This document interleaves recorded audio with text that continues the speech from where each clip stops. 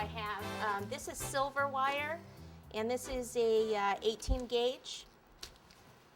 Okay, so I just took some of these and just inserted the wire into them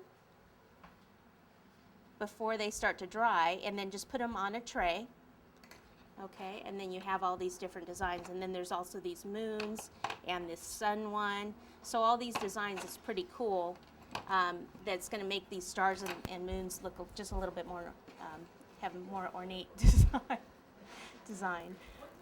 Okay, so I could pull this off. See how nice that design is? And then you could do the moon if you wanted out of this one. Lisa, do you mind showing that one of those trays there? The white ones or the gold ones? Grab the gold tray. Okay, so there, some are with wire, some are without wire. Okay, so that's basic idea. Let me move this and then. Thank you. How long does it take for them to dry hard? To dry hard, well, this is just fondant by itself. I mean, they're dry enough that you could put them on the cake the next day, but they're not hard, like depending on the temperature and stuff, like 3-4 days.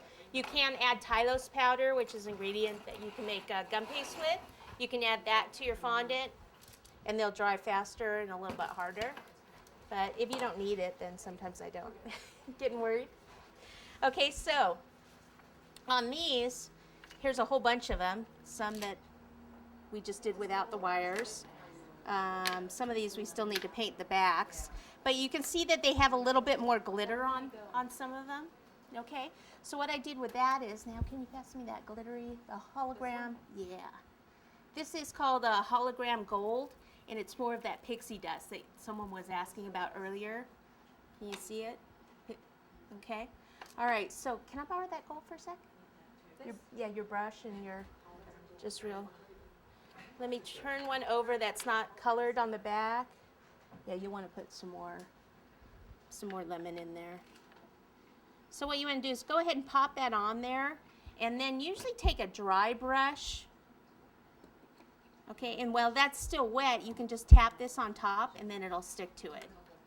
Okay, I find that if I just use this and get the water in it, you kind of lose some of the sparkle.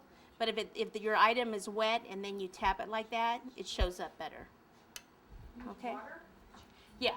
Well, no.